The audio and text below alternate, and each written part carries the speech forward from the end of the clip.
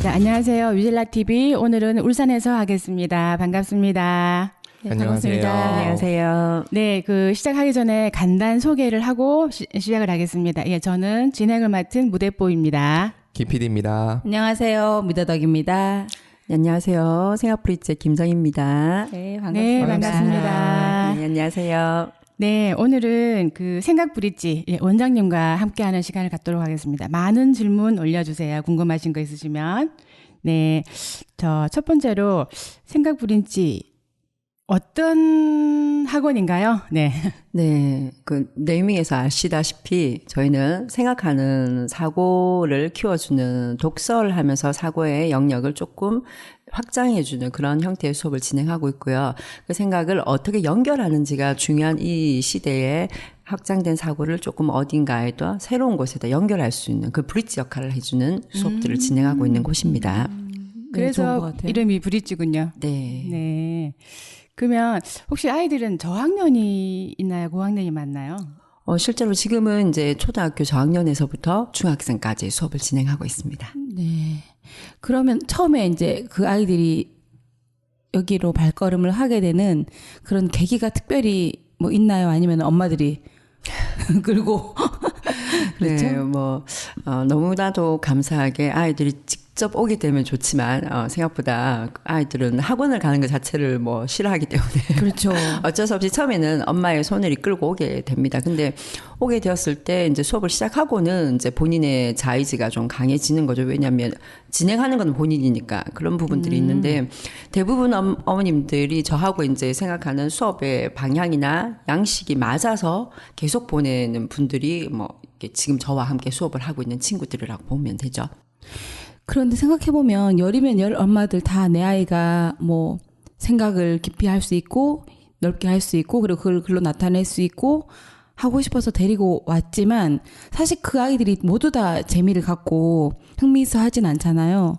그래서 그런 것들을 어떻게 유도하고 그리고 재미있어서 계속 진행하는 아이들은 또 어떤 아이들인지 또 궁금하네요. 네. 실제로 엄청 저는 수업이 재미있는 수업은 실제로 아니에요. 근데 제가 생각하는 재미라는 것은 우리가 알아가는 재미를 경험해 보신 적 있으시죠? 네, 내가 무언가를 네. 모르다가 공부를 그렇죠. 해서 아는 것이 즐겁다 하는 재미.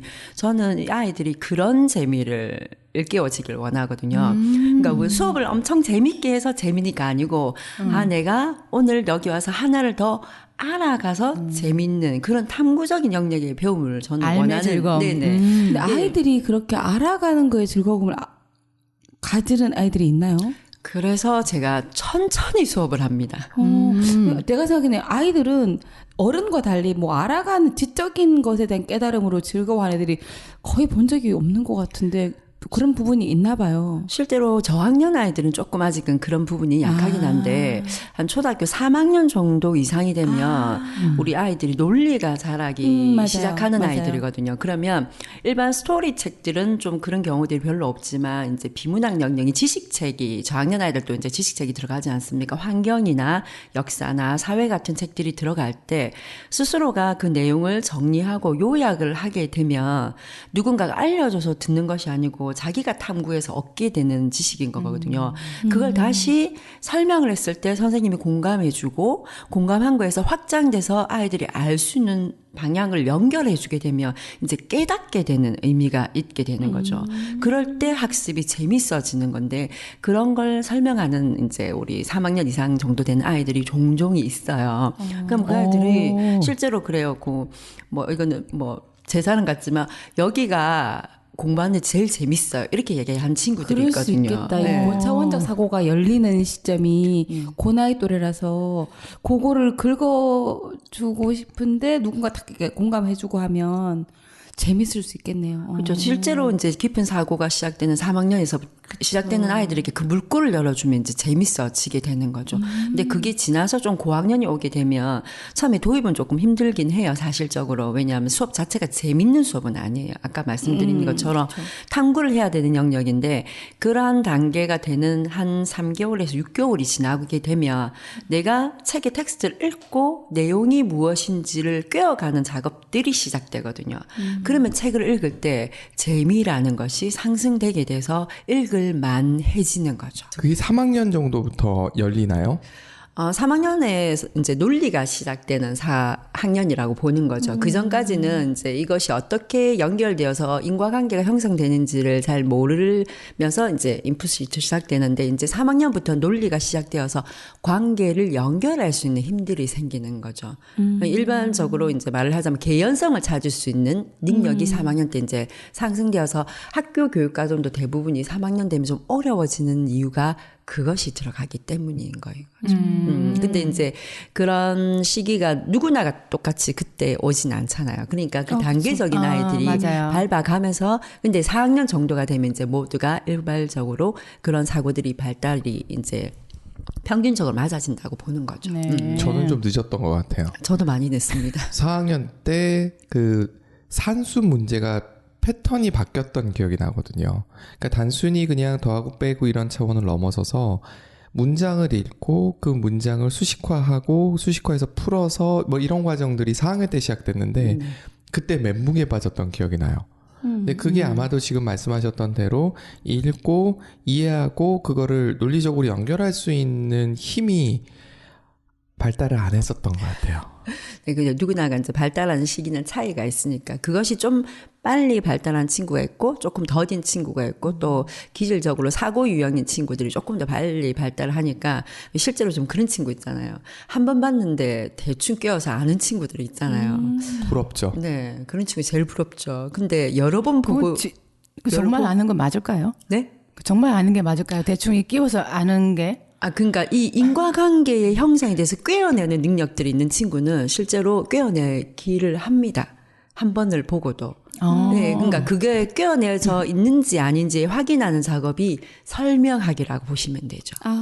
네, 그래서 그러네요. 설명할 수 있는 친구는 아는 게 맞는 거죠. 그 친구가 직접 설명을 한다 그 말씀이신 그렇죠. 거죠? 그게 메타인지라고 볼 수 있는 거죠.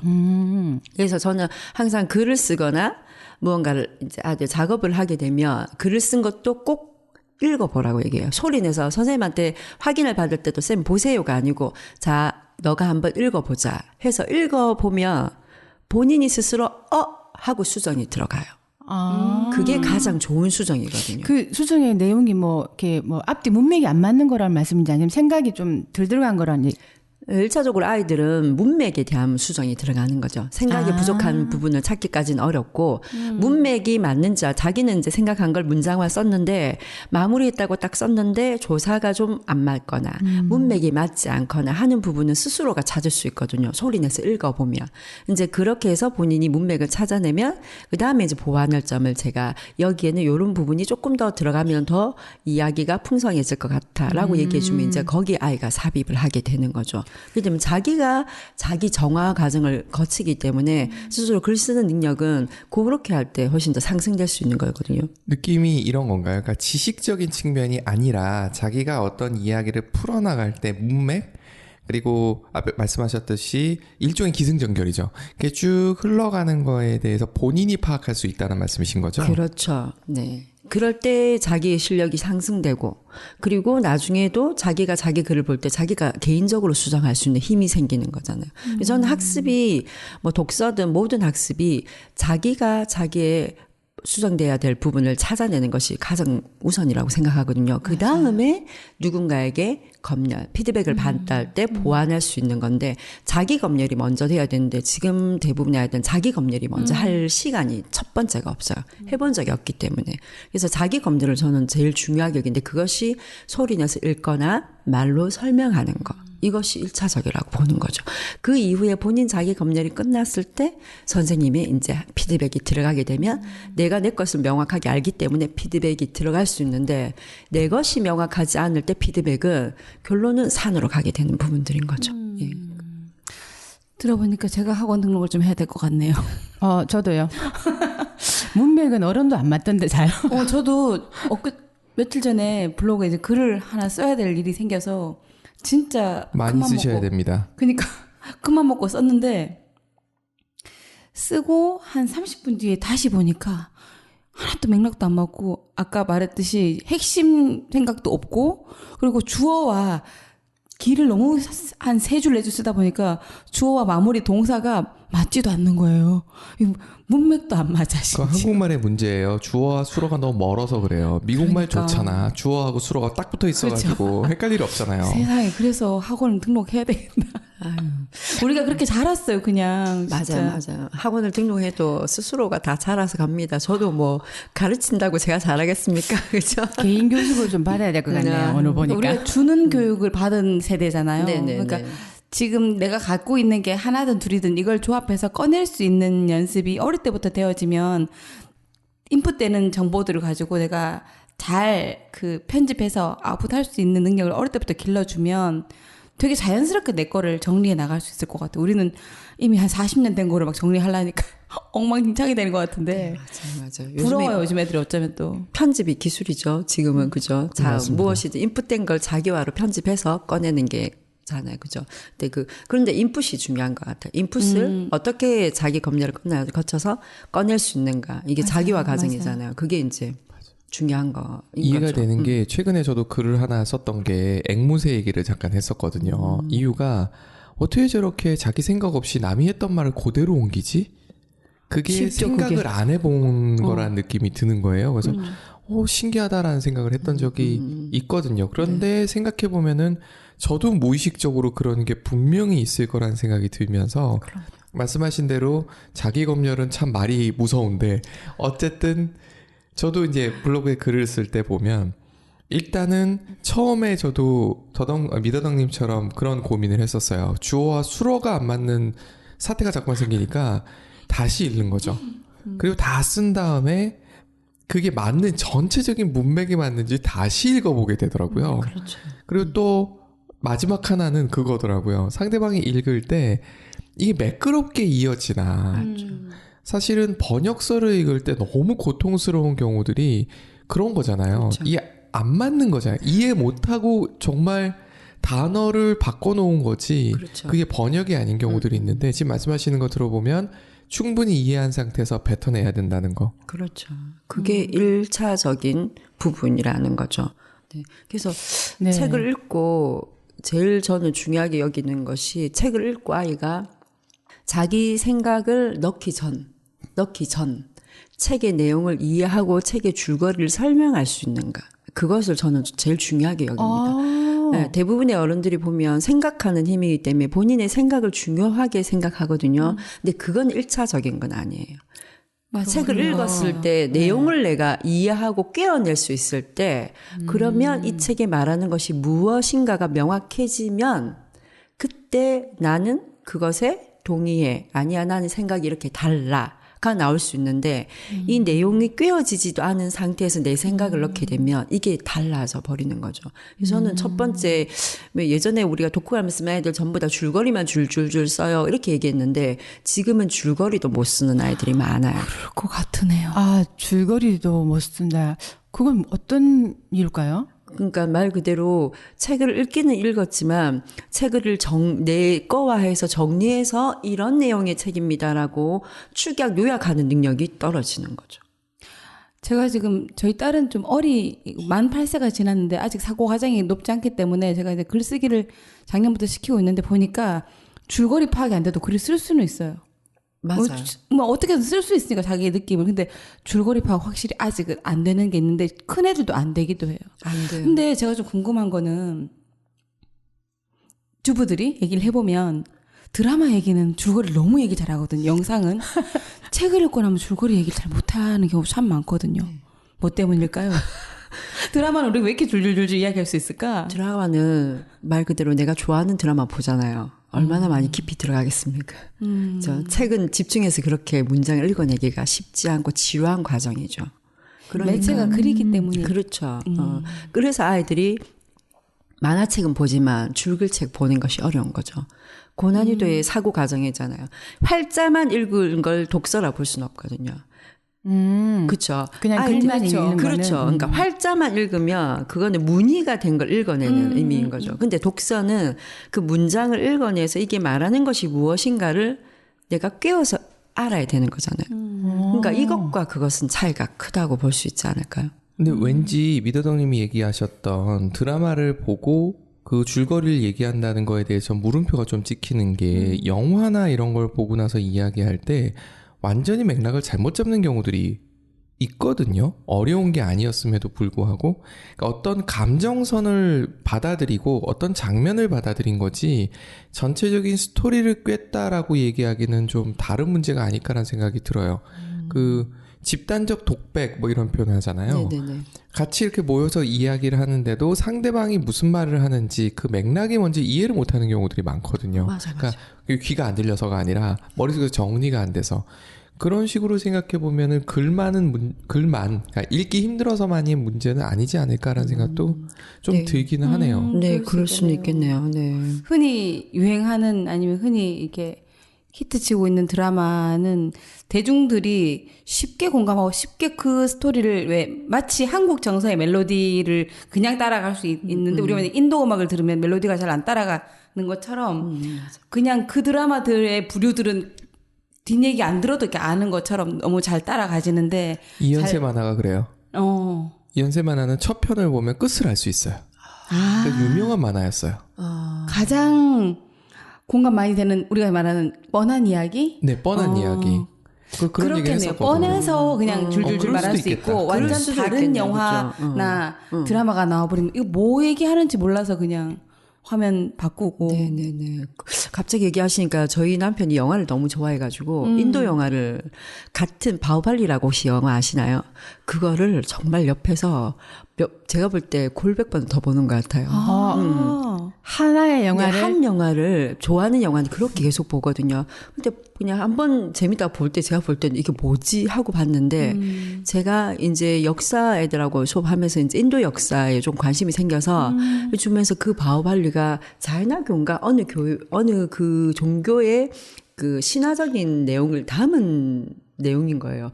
역사적 배경을 가지고 저는 들어가서 보니까 지금 다시 그거 좀 보여줘 이렇게 얘기를 하게 되는 거예요. 근데 이 사람은 그것들을 기본적으로 배경 지식을 갖고 있으니까 그 영화가 재밌었는데 저는 그러니까 그 내용이 보긴 했지만 무슨 내용이야 기억도 안 나고 모르는 게 되는 거죠. 그런 맥락이 맞는 것 같긴 하네요. 백그라운드가 없으니까 재미없을 수 있겠다. 근데 그렇죠. 흔히 히트치는 그 주부들이 잘 보는 드라마들은 내 생활과 흡사하거나 어디서 많이 들어본 얘기들이기 때문에 잘 그렇죠. 백그라운드도 되게 중요할 것 그렇죠. 같네요. 네네네. 저 그런 같은 의미에서는 경우는- 어린 아이들이 좀 인풋이 어느 정도 되어 있어야지만 글을 잘 읽어지기도 하고 써지기도 하는 게 그런 거는 사실인 것 같아요. 실제로 우리 그 아이들하고 고전 책을 읽을 때 세계사를 조금 아는 친구들이 읽어내는 것과 아닌 아이들이 읽어내는 것은 좀 다르거든요. 그래서 왜냐면 고전은 스토리만 볼 때는 되게 단순 심플하잖아요. 그죠? 네. 그런데 그 배경을 알 때 이것이 진짜 우리에게 주는 메시지가 있는 네, 거잖아요. 배경 지식 그죠? 되게 중요한 것 네, 같더라고요. 근데 그 배경 지식에서 가장 중요한 거는 세계사인 것 같더라고요. 세계사. 그래서 그 세계사에 대한 부분들을 알고 있는 아이들이 책을 읽어내는 것과 그것은 확실히 차이가 좀 있더라고요. 그게 아까 말씀하신 미드능님 말씀하신 백그라운드가 있느냐 없느냐. 어떤 그런 차이인 책으로 거죠. 하세요? 아이들에게 세계사를 뭘로 알려주시나요? 굉장히 궁금하네요. 그러니까 아니 세계사를 제가 알려주는 건 없습니다. 그래도 권해주는 책이 있으실 것 같아서 그 그런지. 아동용이 있는 것 같던데 세계사도 그죠? 세계사 책을 이제 그 아이들마다 조금 달리해서 들어가는데 좀 어린 아이들 같은 경우 전체 맥을 잡아야 되기 때문에 교재 형태로 된 걸 이제 한국사는 들어가고요. 초등학교 때는 대부분이 한국사를 제일 많이 보게 되고요. 그다음에 이제 중고등학교 들어가면 뭐 너무나도 잘 알다시피 곰브리치 세계사를 기본적으로 책 읽는 시간에 그냥 나눠서 계속 맥락을 잡는 걸로 읽어내고 또 요즘에 좀 잘 나온 책은 좀 많기는 하진데 용 선생님의 교양으로 읽는 세계사라는 책이 있거든요. 들어봤다. 근데 안에 권수는 되게 많이 15권이거든요. 용 선생은 만화 아닌가? 아니에요. 어. 만화도 있고 글책도 있어요. 아 그렇구나. 그래서 그 권수가 많긴 한데 한 권이 읽어내기 가독성이 되게 좋은 책이에요. 그래서 지금 1권은 뭐 4대 문명이 나와 있던데 이제 제가 잘 모릅니다. 왜냐하면 저는 좀 쉽게 수업할 수 있는 게 뭐냐면 아이들이 다 해요. 그러니까 좋네. 네. 정리도 아이들이 하고 그러면 저는 이제 같이 보기 때문에 물론 제가 가지고 있는 게 있죠. 그러니까 아이들이 정리하고 정리해 온 걸 이제 설명도 하죠. 가르칩니다, 저를. 가르쳤는데 다른 아이들이 그걸 같이 정리해 왔으니까 빠진 게 있잖아요. 그죠? 그럼 피드백도 다른 친구가 또 합니다. 그런데 했는데도 빠진 게 있으면 제가 또 하는 거죠. 그리고 혹시 조금 연결해서 봐야 될 점이 있으면 이것이 어떤 문명과 어떻게 관련이 있고 우리가 같이 읽었던 책에서 나오는 그 부분하고 이렇게 매칭이 된다라고 연결을 해주거나 아니면 본인들이 스스로 우리가 저번에 읽었던 책에서 나왔던 영역이 이거 아니에요? 라고 얘기하면 맞아, 잘 기억해냈어. 그게 이 배경을 가지고 얘기하는 거야. 라고 저는 이렇게 그냥 있죠. MSG만 칩니다. 아, 그건 되게 좋은 것 같아요. 진정한 거죠. 그 뇌의 발달은 뇌세포 간의 연결이듯이 결국은 지식도 연결을 통해서 이루어지는 거잖아요. 그렇죠. 그 문명이나 세계사 같은 경우는 굉장히 광범위하던데. 그걸 좀 축약해서 애들을 그거를 익힐 수 있나요? 그렇죠. 깊이 가면 광범위하지만 우리가 얕게 가면 또 너무 넓다가 볼 수는 없어요. 습자지가 가능합니다. 네, 저는 먼 나라 이웃 그래요? 나라가 아주 좋았다고 생각했던 게 거기 제가 몇 번 얘기 드렸던 것 같은데 저 로마인 이야기 15권짜리를 한 7번인가 읽었거든요. 네. 근데 그 시작이 뭐였느냐 하면 먼 나라 이웃 나라 만화책이잖아요. 네.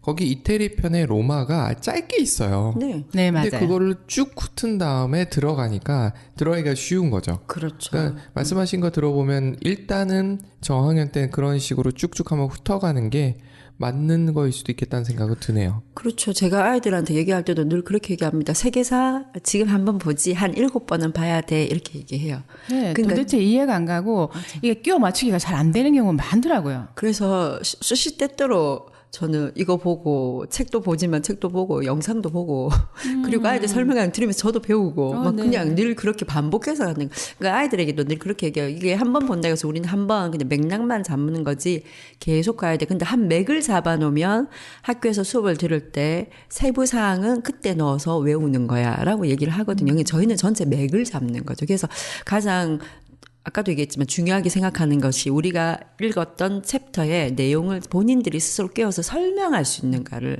제일 중요하게 여겨요. 한 문명에 대해서 꿰어서 설명할 수 있으면 나머지 세부적인 거는 또 교과에서 배우거나 하는 것들은 그때 삽입을 하면 되거든요. 그래서 그걸 꿰을 수 있는 작업들이. 그래서 명칭을 하나 뭐 지명을 달달달 외우거나 하는 형태의 수업은 하진 않습니다. 어쨌든 큰 맥락을 가지고 그 그쵸. 안에서 깨어내서 자기 생각을 쓴다는 말씀이신 네. 거잖아요. 네, 그 쉬운 과정을- 일은 아니다. 네네네. 네. 그 과정을 그냥 본인들이 하는 거예요. 그러니까 수업 진도가 되게 늦습니다.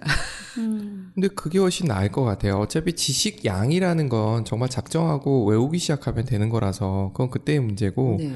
말씀하셨던 대로 전체적인 맥을 잡는 게 그러니까 수학을 가르치시는 분이 그걸 하는 거 보고 제가 깜짝 놀랐었어요. 저도 그 생각해 본 적이 없었는데 왜 집합부터 시작해서 확률 통계로 가느냐를 쭉 흐름을 잡는 거예요.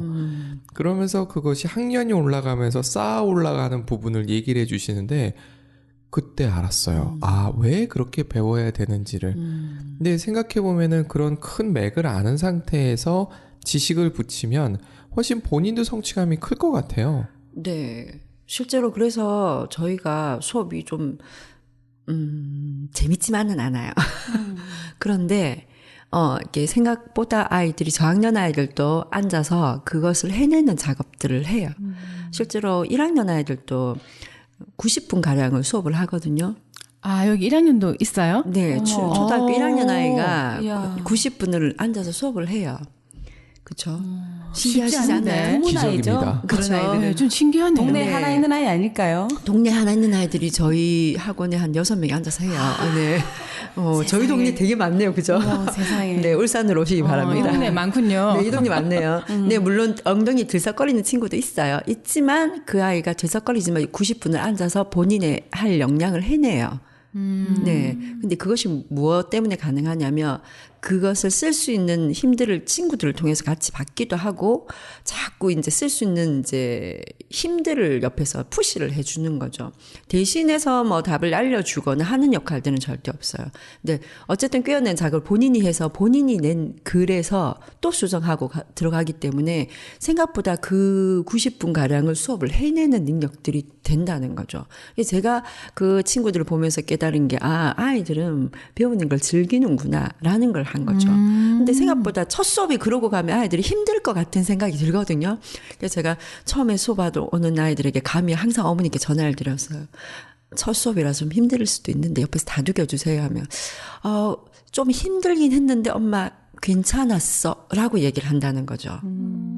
그러니까 질문에 그냥 답을 쓰는 문제집을 답을 쓰는 형태의 수업이 아니라 계속 질문하고 본인의 뽑아온 내용들을 가지고 자꾸 자기화해서 쓰는 과정들이 들어가니까 그게 배우는 즐거움 중에 하나이지 않을까로 저는 이제 그렇게 해석을 해내는 거죠.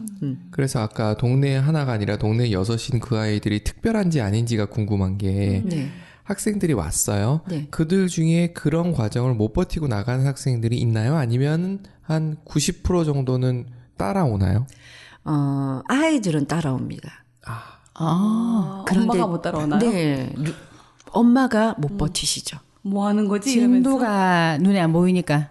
아니요. 그러면요? 애가 조금 힘들다 하며 그래 이러 어머니가 못 버티시는 거죠. 그 아이가 힘들어하는 과정을 엄마가 지켜보지 못하네요. 그렇죠. 근데 아이는 오면 여기선 수업은 잘해요. 아. 근데 하면 근력이 생기는 과정 동안 힘들잖아요. 그렇죠. 그러면 가면 엄마한테 쉽게 얘기하죠. 엄마 글 쓰는 거 힘들었어. 그치. 그럼 어머니가 뭐 해주시면 돼요. 아 수고했어. 위로하시면 돼요. 그죠? 그렇게 한 3개월 버티면 성장한 것이 본인도 느껴지거든요. 근데 이제 그 과정을 어머니가 못 버티시면 이제 아이는 그만두게 되는 거죠.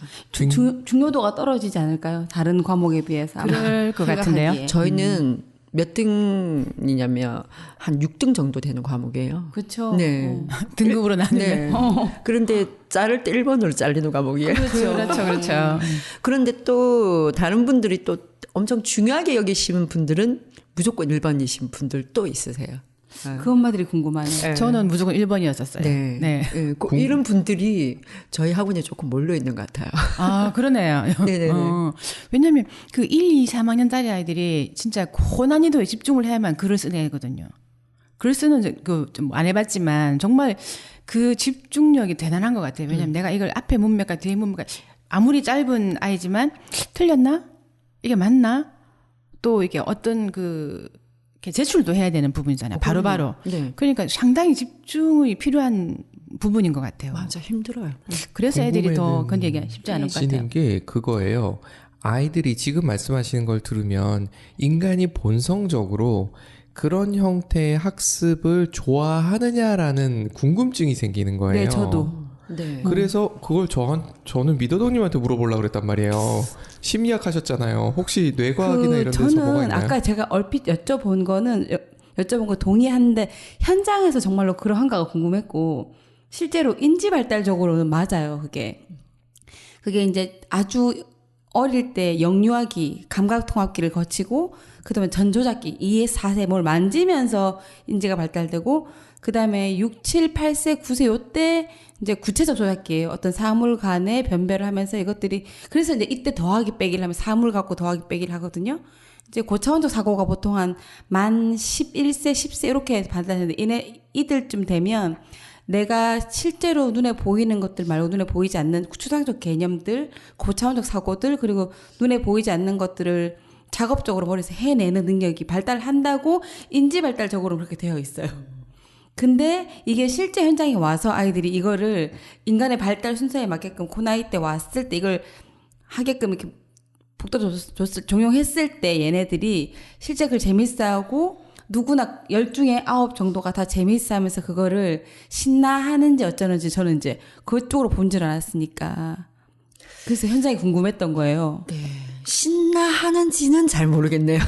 물론 신나한다는 게 좀 다르지만 전 지금 말씀 들어보니까 맞겠다 싶은 게 인간 본연의 인지적 발달 수준은 그러한데 거기에서 실제로 나의 고차원적 인지를 내가 작업하면서 편집하면서 쓰는 게 아니고 고차원적 사고가 올라가는데 더 많은 인풋 과제가 많아지잖아요. 보통 한 4학년 보면 학원이 많아지면서 수많은 정보량이 많아지기 때문에 어쩌면 선생님 말씀하신 것처럼 내가 능동적으로 작업을 하는 이 시기에 오히려 나의 능동성이 떨어지면서 수동적으로 과대한 많은 정보, 막대한 정보가 들어오면서 나의 능동적 능력이 떨어지다 보니 그냥 날 잡아 잡수하고 그냥 학원만 다니고 있다가 나중에 6학년 중학교 가서 능동적 작업을 하라 하면 지금 와서 왜 하고 이제 그게 재미없어지고 힘들어지지 않나 하고 이렇게 좀 추론이 되긴 돼요.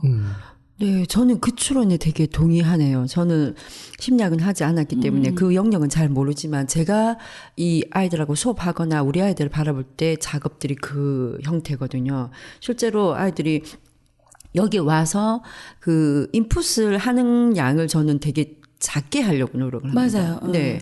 왜냐하면 인풋을 많이 하게 되면 아웃풋을 할 시간이 없어요. 내면적으로 이 블랙박스가 돌아갈 시간이 없는 거지. 그렇죠. 그래서 저는 되게 수업 양이 작습니다. 좋은 것 같아요. 그러니까 아이들이 특히 저학년 같은 경우는 얇은 그림책 한 권 읽으면 끝이에요. 그래서 여기 와서도 같이 읽을 수 있는 책인데 그것으로 수업을 2번이나 합니다. 90분 수업을 2번 하는 거죠. 얇은 책 하나 가지고 책 한 권 가지고 3시간이 나온단 말이에요. 그걸로. 네. 대단한 내공이십니다. 아, 내공은 없어요. 천천히만 그러니까 가요. 저도 근데 딸이랑 누가 내 머리 왜 똥 쌌어? 그거 한 10페이지도 채 안 되는데 너무 할 게 없는 거 저는 할 줄 모르니까. 그러니까 그걸 가지고 수업을 2번을 하거든요. 그러니까 아이들이 치이지 않고 자기가 쓴 걸 수정하고 수정하는 작업들을 할 수 있는 시간적 여유가 되는 거예요. 굉장히 위로가 되고 있어요. 저는 1년에 1000권 읽는 분들을 보면서 100권? 뭐 이렇게 읽으신 분 보면서 저는 읽는 속도가 너무 느리거든요. 좌절하고 있었는데 용기가 생깁니다. 저도 마찬가지입니다. 저는 책 되게 늦게 읽거든요. 아이들하고 비교하면 같은 책 읽을 때 중학생은 저하고 같은 책을 읽으니까 읽을 때 그 아이들이 저보다 더 많이 읽어요. 더 빨리 읽어요. 근데 이제 비교해 보면 차이가 조금 있긴 하죠. 읽는 이제 이해하고 읽는 게 차이가 있긴 하지만 그래서 저도 되게 늦게 읽는 편인데 저는 어머니들한테도 늘 얘기합니다. 정독은 학원에서 하겠습니다. 저는 다독 못합니다. 다독은 집에서 하십시오. 이라고 얘기하고 다독은 부모님께 돌려드리고 저는 정독 깊이 하는 거. 깊이 하는 것과 넓게 하는 것이 같이 가야 되잖아요. 근데 한 곳에서 그걸 2개를 다 할 수는 없거든요. 그래서 저는 깊이 하는 거 하겠습니다. 그래서 한 권 얇은 책이지만 그걸 2번 합니다. 2번을 해서 아이들이 그 안에서 들여다볼 수 있는 건 최대한 많이 다 들여다볼 수 있는 거. 그러면 그 아이들이 얘기할 때 여러 가지 거리가 생기거든요. 그럼 그 거리를 모아서 활자로 바꾼 게 글이거든요. 그러니까 글이 너무 뭐 잘 됐고 정형화됐고 뭐 문맥이 맞고 이거는 나중 문제라고 저는 보는 거죠. 저학년 아이들은 내가 생각한 걸 자기화해서 그냥 글을 문장으로 써내서 마무리할 수 있으면 저는 이게 최선이라고 봅니다. 오, 마무리. 굉장히 중요한 말인 것 같아요. 그렇죠. 마무리 잘 안 되거든요. 글이. 그렇죠. 제일 힘들죠. 네. 시작은 했는데 마무리가 늘 안 되는 것 그렇죠. 같아요. 그래서 그 마무리하는 작업만 돼도 초등학교 1학년은 충분한 거죠. 저희 딸이 마무리를 기가 막히게 백설공주와 7난장이 읽고 백설공주의 드레스가 예쁘다고 얘기를 적고 마지막에 2 더하기 2는 4다. 6 더하기 1은 7이다. 이걸 마무리를 했어요. 그 백설공주 읽고 숫자는 왜 나오죠? 7난장이니까. 7난장이니까. 7이 나온 거야 그냥. 2 더하기 2는 4다. 그건 6 왜 나온 더하기 거죠? 1은 7이다. 2 더하기는 4는 왜 나왔을까요? 그때 이제 더하기 배우고 있었으니까. 아니, 6 본인이 더하기 알고 1이 있는 걸 7이는 그 7난장이니까 됐어. 2 더하기는 4다. 그건 저도 몰라요. 왜 적었는지. 적당히 근데 떠올렸겠죠. 네, 떠오른 게. 제 생각이 말씀 들어보니까 이 생각 브릿지에서 선생님이 직접 아이들 가르치시면서 가장 중점을 두는 게 이 왜 아까 제가 말씀드린 인지 발달 단계 각 단계가 넘어갈 때 아이들이 인지적으로 에너지가 확 올라가는데 그 넘어가는 그 순간을 굉장히 걔네들이 스스로 영위할 수 있게끔 시간을 주는 것 같아요. 보통 학원들에서는 정보 때문에 이 인지 단계가 높아지는데 이걸 못 써먹고 계속 정보가 들어오니까 이걸 내가 영위할 수 있는 시간이 없는데 여기 와서 그 단계가 넘어가는 걸 충분히 맛을 보고 있는 느낌이 드네요. 지금 들어보니. 되게 감사하게 위로가 되네. 아니 진짜 맞는 것 같아요. 왜냐면 네. 그때 애들이 학원을 제일 많이 가거든요. 4학, 맞아요. 5학년부터 시작해서. 맞아요. 그리고 중학교 되면 저희 학원은 대부분 이제 정리하게 되는 시간이 안 되죠. 과목이거든요. 나가죠. 순분해서 밀리니까. 그렇죠. 이게 내신에 들어가는 과목이 아니기 때문에 이제 거기에서 밀리게 되는 거죠. 좀 있으면 좋아지실 겁니다. 저희 딸이 미국 대학을 갔는데 보면은 거기는 거의 에세이거든요. SAT가 있긴 있지만 그거 뭐 일부고 거의 에세이다 보니까 글을 많이 써야 되는 거죠. 근데 보면 그 글을 쓴다는 것 자체가 연습이 안 돼 있는 사람은 쓰는 것 자체가 그래서 3천만 원 주고 에세이를 사더라고요. 그러니까 제가 비싸네. 딸아이 괜찮죠.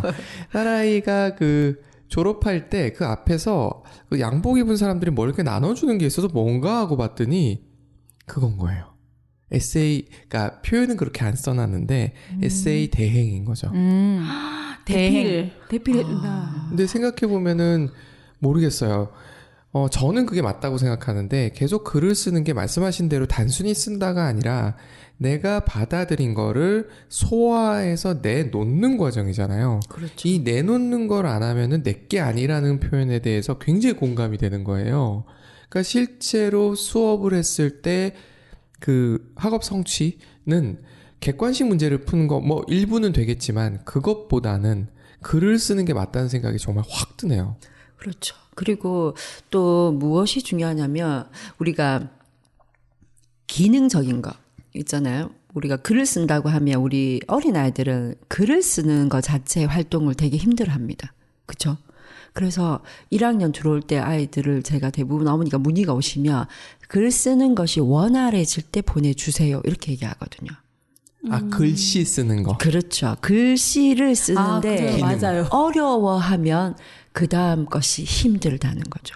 그렇죠. 요즘 애들은 맞아요. 글씨 되게 빨리 쓰는 것 같던데요? 그런데 꼭 그렇지만은 않아요. 아, 가끔. 네, 꼭 그렇지만 않고, 그리고 글씨를 쓰지만, 글씨, 저기, 맞춤법이나 이런 거에서 본인이 되게 어려워하거나, 글을 써내는 이제 기능적인 부분.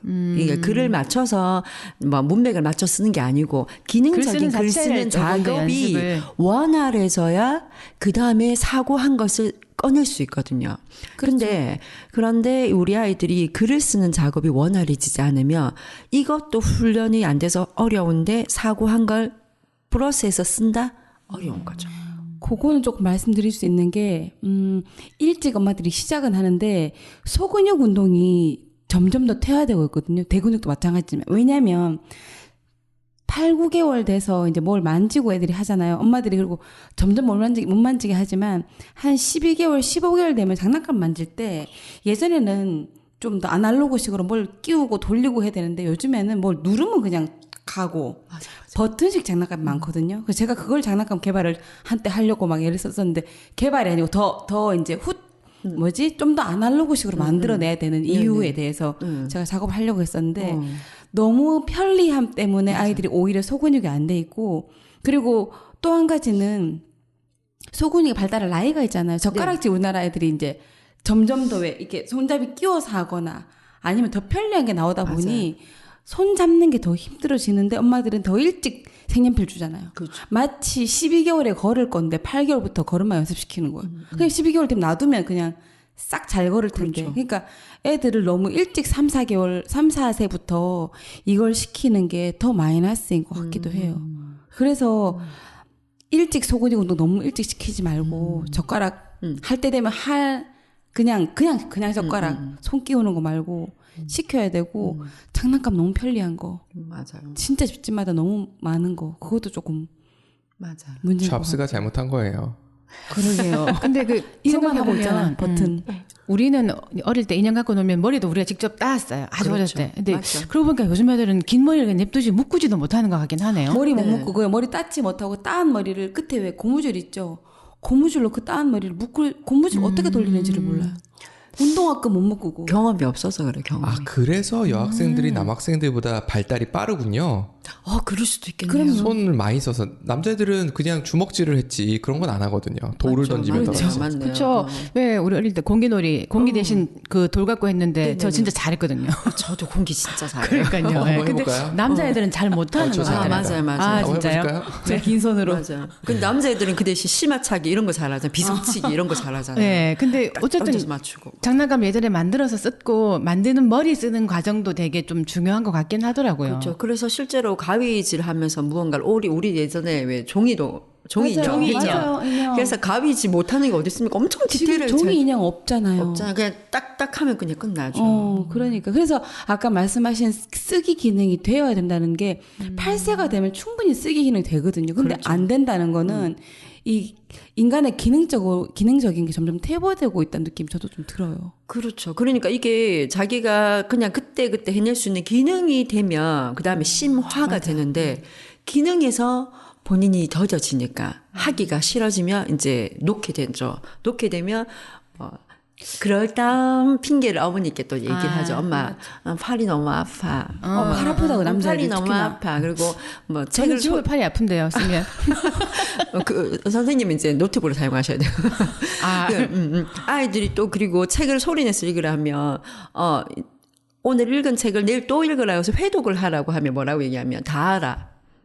어제 읽었는데 오늘 왜 또 읽어? 근데 실제로 얘기를 해보면 내용은 잘 모르거든요. 이제 이런 핑계들이 어머니가 이해가 되시는 거예요. 왜냐, 뇌관점에서는 그래 말하면 논리가 맞아 떨어지는 것 같은데 실제로는 그것이 핑계가 될 수 있는데 그걸 아직 캐치 못 하시게 되면 그런 부분에서 이제 아이가 질적인 걸 가할 수 있는 걸 이제 막게 되는 형태인 거죠. 아까 얘기했던 거랑 연결을 시켜보면 드라마 줄거리만 갖고 있는 분들이 과연 아이들에게 그런 코칭을 할 수 있을까? 저는 그 생각을 하거든요. 가르치는 문제는 좀 다른 문제지만 그렇죠. 가이드는 최소한 저기 산이 있고 저 산을 가야 된다든가 아니면 갈 때 뭐 이런 가이드하고 이게 좀 다른 문제라고 생각하는데 부모 교육이 먼저지 않을까? 네. 지금 여기 글 올려주신 트렌디칼라님 소문으로 들었는데 실상이라고 하셨고 예전에는 심지어 전화 다이어리로 돌려서 손가락 썼는데 지금 그렇지도 그러네요. 않고. 아, 심지어. 요즘은 그 손가락을 이렇게 그 휴대폰 이렇게 돌리는데 휴대폰 이게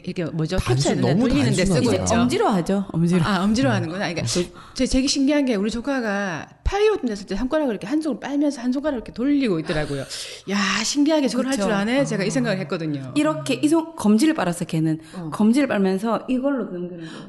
빨면서 빨긴 빨아야 되고 이거 넘겨야 되고 하니까 이렇게 검지를 빨면서 새끼 손가락으로 패드를 넘기면서 그게 스마트 원주민들의 그죠. 그 생활 새로운 패턴이다 그죠. 스마트 원주민들. 네, 저희는 이주민이어가지고. 이주민. 저희는 이주민이잖아요. 그죠. 아날로그 스마트로 이주해. 너무 힘들어요 이주민들. 이주민인데 삶은 걔들 너무 원주민이니까 힘들어. 그 설명이 필요 없는 거죠. 그러니까 이미그레이션 그냥 힘든 이미 거예요. 생활. 이주민은 우리가 참 상당히 그 적응하기 쉽지 않은 것 같아요. 그런 대신 우리가 좀 더 똑똑하지 않을까요? 그러면 조금 더 아이들을 조금 아날로그적으로 좀 케어할 필요가 있다. 지금 대충 좀 그렇게 얘기가 되는 것 같아요. 네, 저는 그 말에 동의합니다. 가능하면 어릴 때 이 아이들이 형성이 되기 모든 전에는 그냥 자연 그대로 내둬서 본인이 스스로 작업해서 성장할 수 있는 기회를 제공해야 되는 거죠. 제가 알기로는 저희가 하고자 했던 것 중에 하나가 아이들이 쓴 글에 대해서 들어보는 시간을 가지기로 맞아요. 했는데 네. 수다를 떨다 거의 1시간이 갔답니다. 그러네요. 그래서 이때쯤에 이제 한번 저도 궁금하거든요. 네, 저도 어떻게 궁금해요. 네. 아이들이 글을 이제 저희는 다른 곳과 다르게 아이들이 글을 쓰면 실제로 대부분 논술학원이 교재를 사용해서 교재를 하고 나면 이제 이 교재는 어느 순간 재활용에 가 있는 경우가 많잖아요. 그래서 생산적인 독서를 하고자 아이들 글을 다 블로그에 남기는 작업들을 합니다. 물론 저학년들은 타이핑 치는 것이 어렵기 때문에 그렇게 하지 않고 한 4학년 이상부터 남기는 작업을 하거든요. 근데 그 중에서 이제 초등학생하고 중학생 이렇게 2명 아이를 소개해 드릴 텐데 너무 저학년 아이들은 실제로 그냥 남기는 정도지 글이라고 보기에는 좀 어려운 부분들이 있고 6학년 친구하고 중학생 된 친구의 글을 이제 소개해 드릴 텐데요. 그러니까 글을 잘 썼다기보다는 블로그에 남기는 작업들을 하면서 본인이 스스로 좀 성장한 부분들을 볼 수 있는 점. 그리고 또 중학생 이 친구 한 명은 처음에 왔을 때 표현을 뭐라고 했냐면 선생님 이곳에 수업하러 오면 내 머리 위에 펜이 이렇게 있는 것 같아요. 그래서 나의 머리의 생각들을 쭉 빨아들여서 어디로 날아가서 아무것도 없는 것 같아요. 라고 표현을 했어요. 이런 표현을 한 이유가 무엇이냐면 그 아이가 한 번도 받아보지 못한 질문을 제가 자꾸 던지니까 이 연결해서 생각하는 훈련이 안 돼 있던 친구에게 질문을 자꾸 던지니까 내가 질문만 딱 받으면 이 아이가 멘붕이 와가지고 이렇게 멍하니 있는 거죠. 그러니까 수업은 질문 한 몇 개 들었을 뿐인데 90분이 흘러가고 집에 가서 엄마가 수업 뭐 했어? 이런 물으면 그냥 쌤이 이런 거 물어봐서 대답하고 왔어. 그게 다야? 엄마 그런데 얼마나 힘든 줄 알아? 막 이렇게 얘기했던 친구예요. 이 친구가 몹시 힘들죠. 저랑 이제 1년 넘게 수업을 했는데 지금은 그때 위에 뭐 이 여러 가지 좋은 소식들이 들려와서 뭐 상도 받고 이렇게 얘기하는데 그것보다도 이 친구가 지금은 그때 그랬던 친구가 벽돌책을 읽거나 읽고 나서 그걸 가지고 이야기 나누는데 어려워하지 않는다는 게 저는 너무 감사한 거예요. 대박이다. 벽돌책을 읽다니 대단한데. 네. 그게 어느 정도 지나서일까요? 이 친구가 저랑 한 지 1년 정도 지났죠. 굉장히 오, 빠르다. 진짜 빠르네요. 빠른 거예요, 진짜. 학년이 중3 1년을 왔거든요. 그러니까 3학년이면 거의 이제 사고하는 능력들이 상승되는 되게 많이 성장돼 있는 아이니까 물론 성장이 좋았고 그리고 이 친구가 그 마인드가 좋아가지고 제가 하는 것들에 대한 수용적인 마인드를 가지고 있었고요. 그리고 또 좋은 거는 무엇이냐면 왜 읽고 왜 학습해야 되는지에 대한 제 설명이 아니고 책을 그런 걸 읽었어요. 어떻게 공부할 것인가 이런 책들을 같이 읽어냈던 거. 책 제목이 어떻게 공부할 것인가? 네네네. 어떻게 공부할 것인가 그리고 이런 책들을 같이 읽어냈던 거죠. 그러면서 혹시 왜 공부해야 되는가에 대한 책도 있나요? 왜 그걸 공부해야 묻는 되는가에 애들이 꽤 대한- 있었어요. 저는 상담하러 온 애들 중에서. 왜 공부해야 되는가에 대한 책은 저는 아직은 잘 모르겠네요. 그런데 저희가 쓰죠. 네, 그러니까요. 좋은 아니, 생각이네요. 왜냐면 아이들이 하라고 묻는데 부모들이 주로 대답하는 건 직업을 갖기 위해서. 근데 그 이유는 애들은 별로 공감이 안 될 것 같거든요. 저는 이렇게 얘기합니다. 왜 공부해야 되는 거야? 성적을 위한 공부는 할 필요가 없어. 하지만 나중에 너가 하고자 하는 일이 생길 때 꼭 학습은 빼놓을 수는 없어. 학습을 안 해야 되는 영역은 없어. 네가 아무리 좋아하는 영역이 몸으로 쓰는 영역을 하더라도 학습이 안 들어가는 건 없어. 근데 그 학습을 하려고 할 때 공부하는 방법을 모르면 학습을 할 수 없잖아. 그래서 성적이 아니고 공부하는 방법을 계속 시행착오를 거쳐서 어떻게 결과를 만들어내느냐를 배우는 과정이야. 중학교 때까지. 조금 그거. 커야지 알아듣겠다. 그죠? 그 얘기는. 그렇죠. 그렇게 요렇게 얘기해서 알아듣는 아이들은 초등학교 6학년 정도 되면 그쯤 돼야 알아듣더라고요. 되겠구나. 그렇게 얘기하면 아이들이 중3 때까지 그리고 나서 너가 익힌 방법이 정말 괜찮은 방법이고 내 것이라는 게 되면 고등학교 가서 쓰면 결과가 잘 나올 거야 라고 얘기하면 그렇게 형성이 좀 되더라고요. 제가 한번 해볼게요. 네. 왜 공부해야 되죠? 낮에 힙합 방송 아시죠? 네. 제가 힙합 별로 좋아하지 않거든요. 근데 어떻게 하다 보니까 딸아이 때문에 강제로 시청을 한 거예요. 그 아이도 힙합을 좋아하는 아이는 아닌데 어쩔 수 없이 들은 거죠.